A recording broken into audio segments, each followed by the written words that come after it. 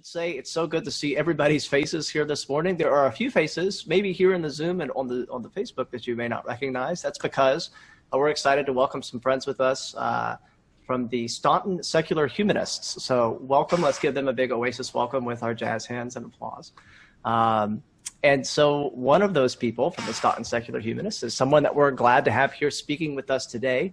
Many of you have heard about Camp Quest. Some of you may have even participated as a counselor or have sent your kids there. We are excited to welcome Kim Newton, the Executive Director of Camp Quest.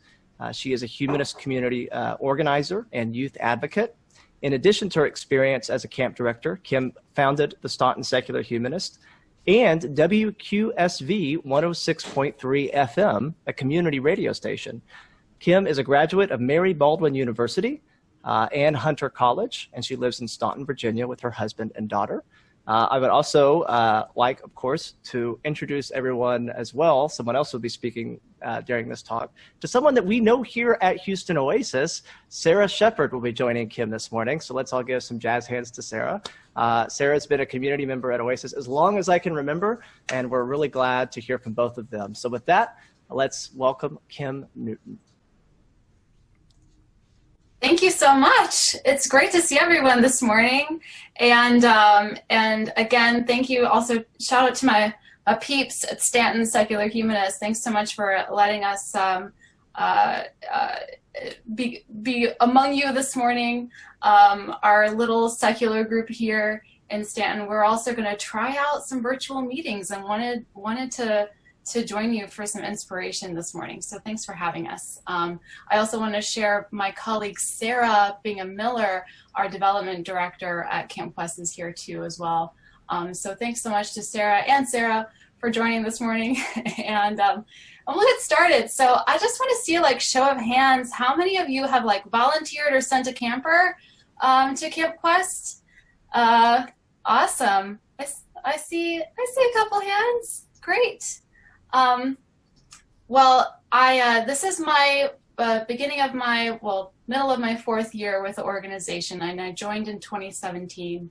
And right away, Camp Quest charmed me. So I'm going to go ahead and start my my presentation for you all. I hope that's coming in clearly.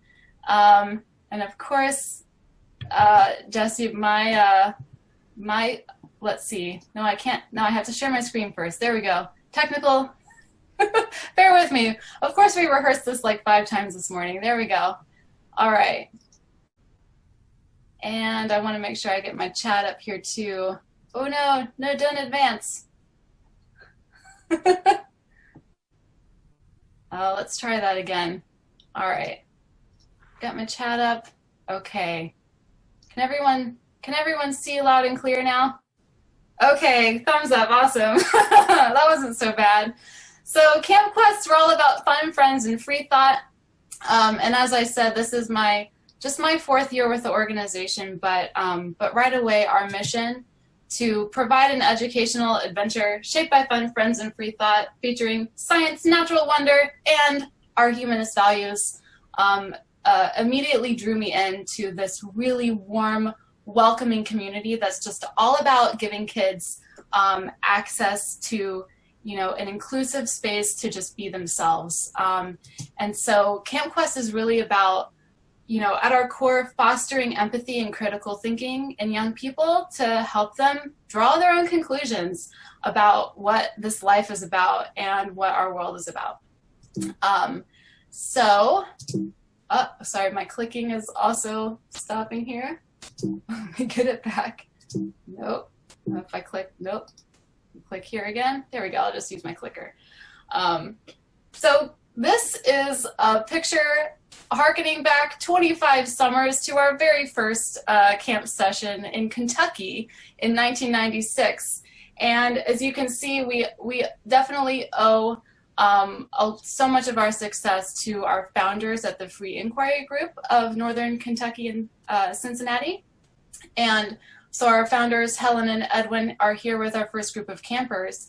And you'll see Camp Quest actually is an acronym for questioning, understand, explore, search, and test. And that's really what we're all about here. So today we have camp locations in 13 different states, Texas included. And of course our National Support Center, which is myself and Sarah are right there in Staunton, Virginia. And really at our core, we have a very diverse organization, but really what makes up the Camp Quest network is of course our experienced and passionate volunteers. You'll be hearing from Sarah a little bit later about her experience volunteering. We also have an innovative program model, and I'll dig into that a little bit more here in a few slides. But we have an open program model that's really focused around our core values, while at the same time all of our locations are very different, and what you might experience at one Camp Quest in the summer might be completely different from another Camp Quest location. We're also, of course, all about evidence-based standards.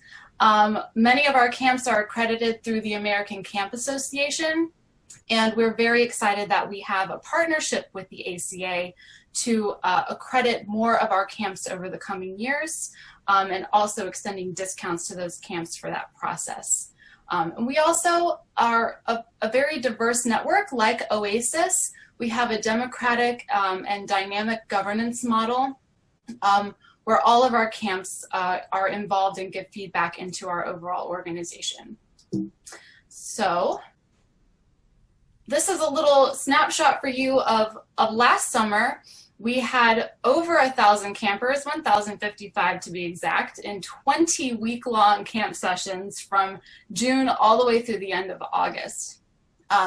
We also want to make sure that camp is accessible to anyone regardless of their need. So our camps provided over 100 campers financial assistance to come to camp, awarding over $50,000 in financial assistance. And I like to throw this number up too, because sometimes the numbers are hard to fathom of just how big an operation this is every summer for us, that it takes over 27,000 meals to feed everyone over the course of the summer, and over 400 volunteers with committing thousands of hours to make our programs happen. So it is a huge volunteer effort. Of course, this summer, we are very sad that because of the COVID-19 crisis, all of our camp programs are canceled, but that doesn't mean we're not interested in connecting and serving our communities. So we've been working hard on helping campers quest at home. You can also check that out on our website, campquest.org, where we've posted activities you can do as a family. We're also posting questions you can engage with every day, or, at meals. And we're also having live and asynchronous activities going on throughout the summer. So please follow along with us, because each week there's something different, and we really want to connect with you. But whether it's in person or online, camp is all about being a learning environment. I love research and I love sharing good research. So the ACA did a 5-year impact study about the influence of camp in young people's lives. And it reinforced, I think, what so many of us intuitively know, which is that the skills that campers get from camp, they can apply throughout their entire lives, in schools and in their jobs. It helps them build relationship skills, learning independence, and of course, from our humanist perspective, an appreciation for living in the moment and appreciating diversity. So those are all things that really come to shine through the Camp Quest programs. I mentioned our open program model, and these are some of the core values and subjects that all of the camp activities are focused on. So ranging from scientific inquiry to our free thought heritage, and of course recreational activities. And all of that's underpinned with our humanist ethics and our appreciation for diverse worldviews. A couple of our signature programs, I'll just touch on a couple of them, and these are programs that camps across the country do together. One is our famous Freethinkers program, where we highlight famous people throughout history and also current folks and celebrities who think outside the box and who go against the norm in their thinking. and their contributions to society. So we introduce campers to these people so that they understand that there are free-thinking role models out there for them to learn from.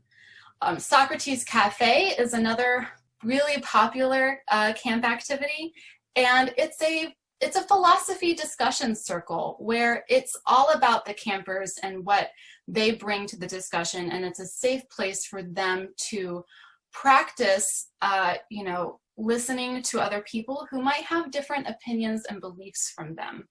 So it really encourages active listening and respect for others. And of course, we're now doing this one online, so Wednesdays and Fridays at 12 p.m. Central from June through at least July, maybe longer, we'll see.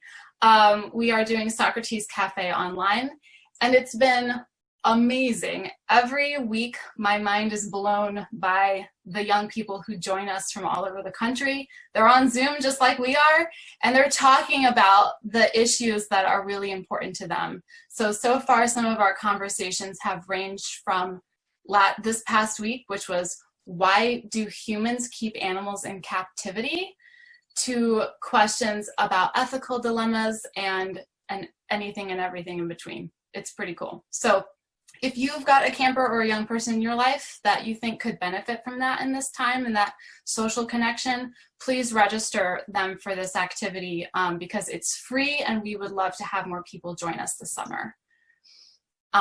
So of course, we're all about putting our humanist values into action and helping campers understand that it's their responsibility to act upon those values and to advance our values of altruism, global awareness, and social justice. And it's a really underpinning aspect about what Camp Quest is and what campers gain from the experience. So they're really co-investigators in this process throughout the whole week, where they have dialogue, they reflect on what they've talked about and what they're experiencing directly in activities, and then they're taking action on that. Whether it's a community service project or a science experiment or just getting out and appreciating nature on a hike. It's really the driving force of what the experience is for the campers. And I like to bring this back to, kind of the broader picture of Camp Quest's place in our overall secular humanist movement. And this quote from Roy Speckard, who's the president of the American Humanist Association, executive director, I should say, that if we want humanist advocacy efforts to continue, we really have to broaden what this movement means to young people. And Generation Z, this generation of campers, is a different one from the campers you saw in that first picture from 1996. It's a whole different generation. So now I'm the old person, and the young people are different. So their identity is really driven. I love these statistics from Pew. They're really focused on their professional and educational achievement. Their identity is defined by their hobbies and pastimes, and also by their gender and sexuality and their friendships, and that's so important. So at Camp Quest, we really elevate these things to make sure that we're providing campers a space to develop their friendships and their hobbies, and to give them a place to really be themselves for that authentic self-expression. Labels are not really important to this generation, but making change is. So they have a really urgent desire to make an impact on the world and to make it better for future generations. And we know at Camp Quest we can help them do that by being in more places and helping more campers discover what we're about. So we've been digging deep on the national level of the organization in learning more about what secular community groups like Oasis needs and what support you need to help reach more young people. So we did a feasibility study, a survey, and we learned that over 90% of the organizations we talked to were interested in expanding and creating more programs for children in their communities. So we are working hard to bring more day camps, after school programs, and this is all fed from the feedback that we got from that survey here, that day camps, family experiences, and residential camps were all things that that secular groups in parts of the country that were maybe not serving right now what they wanted. So there are definitely ways that you can get involved: volunteer, providing a campership, supporting us and sponsoring us, but also helping to partner with us or connecting with us individually about ways that we can help bring Camp Quest to more folks. So I'm over my time, but I want to hand it over to Sara.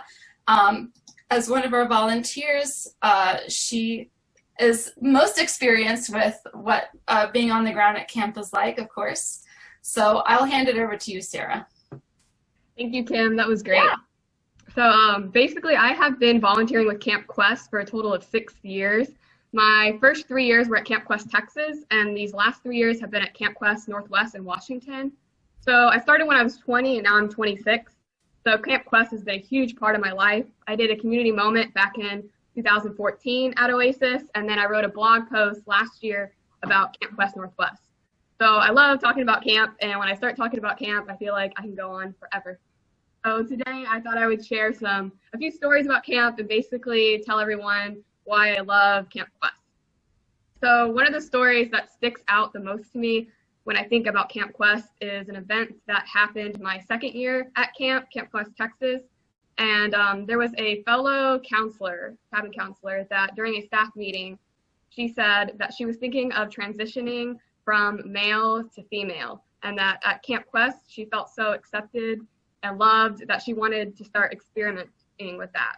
So on Friday, the day of the dance, which Northwest has the dance on Friday, and same with Texas, I think all camps might have that, they decided that they would get help from the teenage girl cabins, and they helped her dress up. They let her borrow a dress, some high heels. They did her hair and makeup, and she came out of that cabin looking beautiful.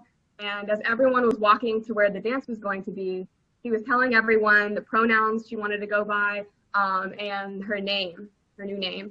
And I felt like that was a beautiful moment and really represents Camp Quest. It's just a very accepting and loving environment. It reminds me of the core value, a core value here at Oasis, which is be accepted and be accepting. And in general, I feel like the campers are so accepting, the volunteers are. It's just a wonderful, loving environment to be in. Something about the dance. I want to talk a little bit about the dance and the talent show. They're my two favorite events. And with the dance, what I've noticed over the years is with the younger cabins, the younger girls, they love getting ready for the dance all together. They all have their cute little dresses, and they all go to the dance together and have fun and hold hands and go in circles. While the older teenagers, the dance the whole week, it's about who's asking out who, and it's a big deal for them. So there's sometimes some tears at camp, you know, people are crying because so-and-so danced so-and-so, but in general, it's a really, really fun time because some people, you know, try to dress up really nice while others are just wearing a onesie to the dance, like everyone's being themselves. And there was one year at the dance where one of my cabin girls, she was crying, and I thought someone rejected her, and I sat down with her and I'm like, are you okay? And she said that she read online that adults were saying that it was hard to be an adult, and she was scared of, you know, going into adulthood. And I took about 15 minutes to talk to her about, like, yeah, being an adult, it's hard, but there's a lot of pros to it. And I feel like at camp every year I have one-on-ones with kids about various topics of like things they're going through or just, you know, growing up. And it's just a great environment to have those conversations with these kids. Another favorite activity is a talent show. And the talent show, I think I cry every year. It's just these kids are so talented and it's just so inspiring. There was one kid at Northwest a few years ago. He was one of the younger boys, and he was having a really difficult time at camp. He was very homesick. He was crying almost every day. And when it came to the talent show at the end of the week, he presented a YouTube video that he made that was, I think, with Star Wars Legos, and there was like music and, you know, talking in the video. And he was standing up there so proud, and like all the counselors, we had like tears in our eyes because of how proud this kid was of his work. And there was another girl, I believe last summer, that she was playing guitar. She was going to play guitar and sing, and she got stage fright and walked off right before, you know, performing. And she came back at the end of the talent show, and everyone was so supportive, and she did amazing, and she has a beautiful voice. So that was very, very inspiring to see that. Something I found interesting about camp is that I feel like each camp has its own culture. Camp Quest, Texas, for example, it felt more family oriented. Each like volunteer, not each, but a lot of the volunteers had their kids there. And there was about over 100 campers. I want to say close to like 120. Whereas Northwest, I want to say it's more, that camp was run by hippies that were like 30 to 40 with no kids. And it was only like 75 campers. So it was a very different culture. But I kind of loved that smaller group of kids. My camp name is Pika from a Pikachu from Pokemon. I felt like at Camp Quest Northwest, I had more kids that were like, Pika. Like I felt like the cool camp counselor. I really enjoyed it for that. And I'm thinking of, maybe volunteering at Camp Quest Arizona or Colorado, where there's even a smaller group of kids, like 40 to 50.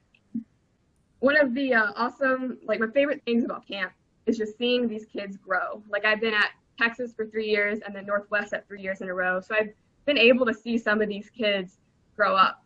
They're all, like I said, very smart kids, free-spirited, accepting. They all have, like a lot of them have different hair colors when they get to camp. They all have different styles, but they all get together really well. A few years ago at Northwest, there was a kid who wore a cow onesie the whole week, and he had his group of friends with him that were saying that he was like their cow god, and they're like, we are a cult, and they were like walking around the whole campsite saying that the whole week, and it was just a hilarious sight to see. Again, all the kids are just so fun and accepting, and even when there's new campers, I noticed the first day they try to adjust, get to know who's who, but it seems like after the first day they fit right on in with everyone.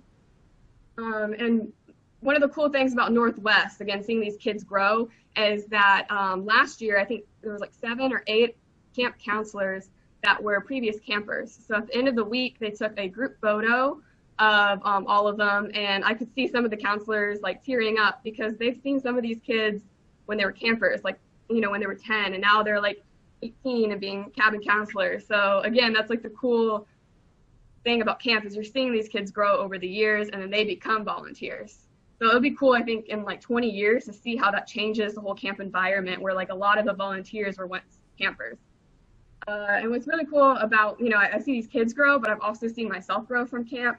Like I said earlier, I started volunteering when I was 20 and now I'm 26. So I remember like my first year, I was like, I think 1 or 2 years into college and I was still trying to figure out who I am. And I remember some of the strong, independent women volunteers that I looked up to. And like when I was going through things in life that I would talk to and they would give me advice. And I feel like the kids, they'd come to me for advice and I'm giving them advice. And then I'm also talking to these other volunteers that are older than me and asking for advice. And we're learning from the kids and the kids are learning from us. And I feel like it's just this great learning environment for everyone and we're all growing off of each other, which I find very, very inspiring and amazing. So I suggest anyone volunteer if you're interested, especially if you have kids that are like too old to volunteer, be campers, if they're like 18, I would say push them to volunteer because it's such a learning experience. You're at camp for a whole week with other people, you're sharing space with people and you're having to learn, how to plan different activities and time management. You're having to take these kids to this spot and you have 5 minutes to like tell these kids to put on their shoes and their sunscreen, and it's just very like, you just learn a lot. And especially at a young age, I felt like I learned a lot from camp. So I asked Northwest volunteers to explain what they felt like camp, like what the experience of volunteering for camp is in one word. And I have a list of words that they sent to me that I wanted to read out. And that is home, family, uplifting, vital, transformative, hopeful, life-changing, invigorating, connection, enlightenment, exhilarating, fulfilling, joy, and profound. And I feel like that's pretty accurate. Like I said, I've been volunteering for 6 years and Camp Quest is going to be a part of my life forever. I know I'm going to send my kids there, and overall it's my family. So yeah, that's it. Excellent. Thank you, Sarah. And thank you, Kim, guys. That was just an excellent talk. It was great to hear Sarah's experience and then also to hear from Kim. And we've had great conversations and questions going in our chat too about the ages of kids that are there. And so we'll share some of those here with everybody, including those folks on the Facebook Live in our Q&A. All right, everybody, welcome back. And so we are going to have some Q&A here for Kim and for Sara. And we actually had some comments in our Zoom chat. And so one of the things that came up, Kim, was about age groups. And so let me see if I can find, there we go. So what are the, Kim, what are the age groups that can participate in Camp Quest? Yeah, I flew right by that note, right? Our camps are all residential sleepaway camps for kids 8 to 17 years old. So each location offers programming for the whole age range, all in the same session. So campers are often doing things together, though sometimes the younger campers and older campers will have their own activities to do. And most all of our camps also have what we call a leadership track or counselor and training program for older campers in the 15 to 17 age range, where they have some more responsibilities and get to have some of their own special programming too. Excellent. And can you tell us something else that somebody brought up too? It's about some of the day camp plans. Sara had answered that a little bit in the chat, but just for the benefit of our Facebook audience as well. Yeah, because actually several of our current camps started out as day camp programs and then transitioned pretty quickly to being sleepaway camps. But from the research and conversations we've had over the course of the last 2 years, really with secular groups all over the country, there's definitely more of a demand for day camps emerging, and we want to listen to that and try and meet that need. So we actually are about to welcome a new program manager to our staff in June. So we'll have more of the capacity to really dig into having some dedicated day camp pilot programs, hopefully within the next year, of course, depending on how our global situation continues. But we know that more kids need access to Camp Quest, and we really want to make sure it's accessible. And that means, adjusting our model somewhat so that more families can afford to come to camp and access camp in their own communities.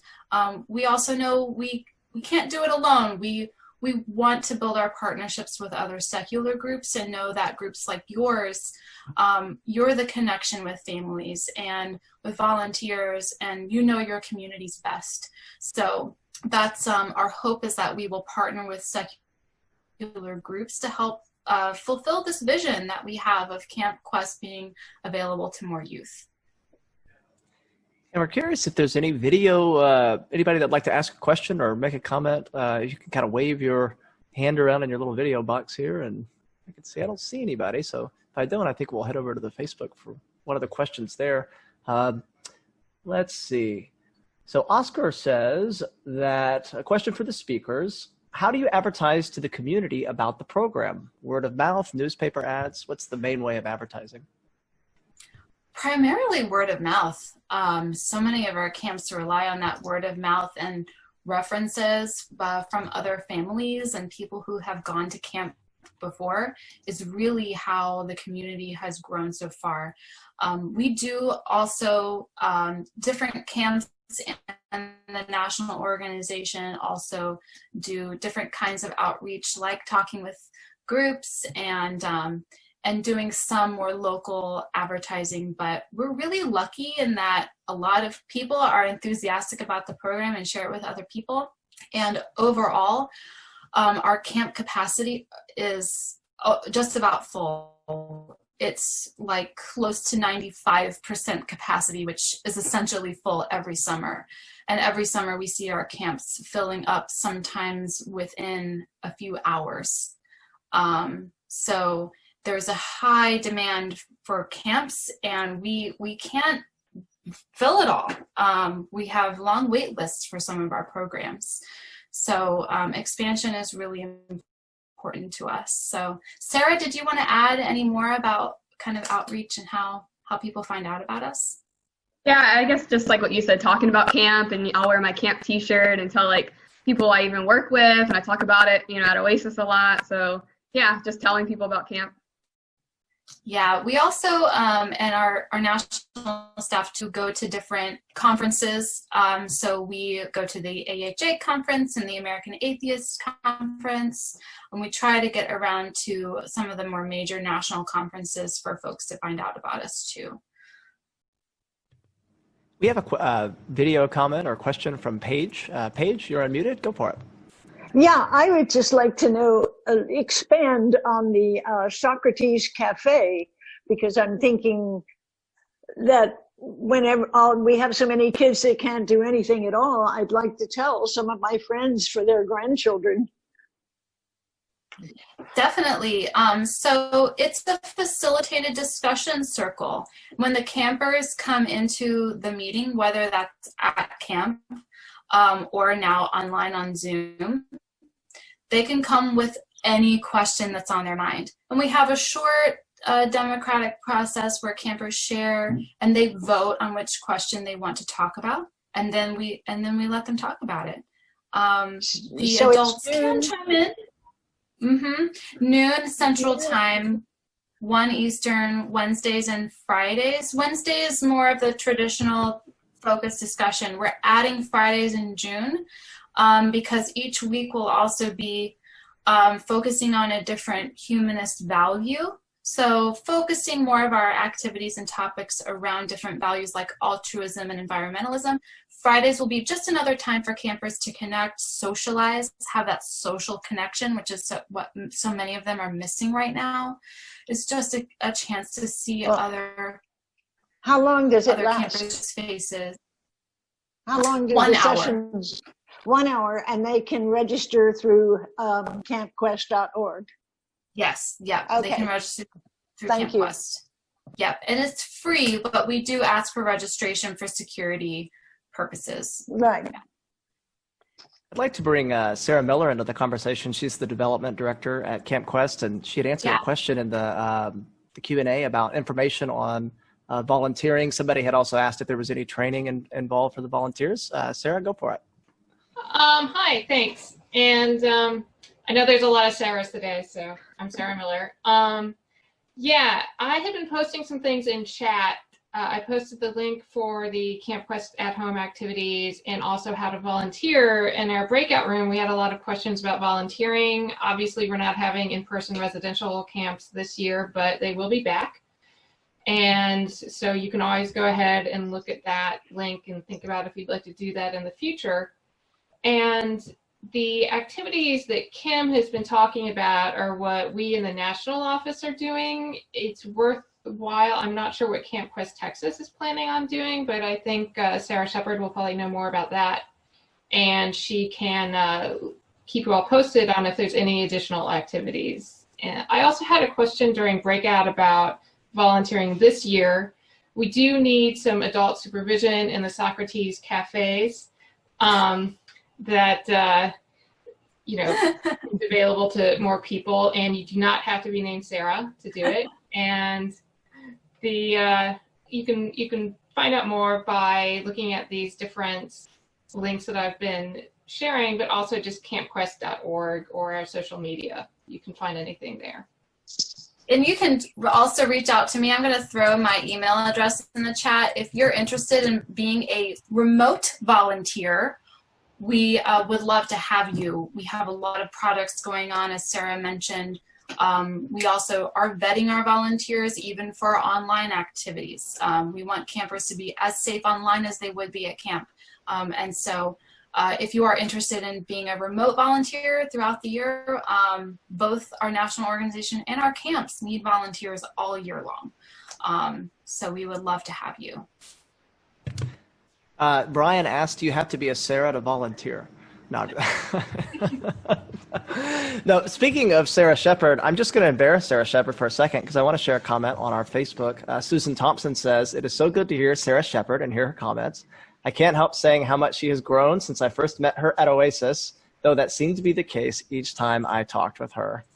Aw, Sarah.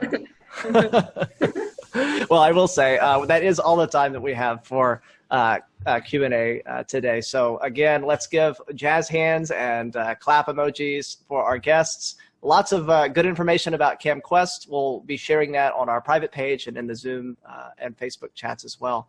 But I do want to tell you a little bit about how Houston Oasis happens. It happens because all of you show up and because there's volunteers. Abhishek here at 9:30 every Sunday, for example, to do a sound check with our guests. It also happens because of your donations. That's what allows us to bring in musicians and to continue funding. Even while we're not meeting in person, right, we still have some ongoing expenses. So if you are interested in helping the mission of creating secular communities here in the Houston area, there's going to be some information posted in our chat about how you can donate.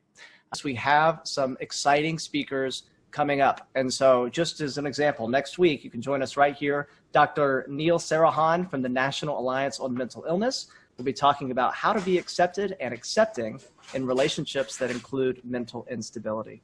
And so you definitely don't want to miss that.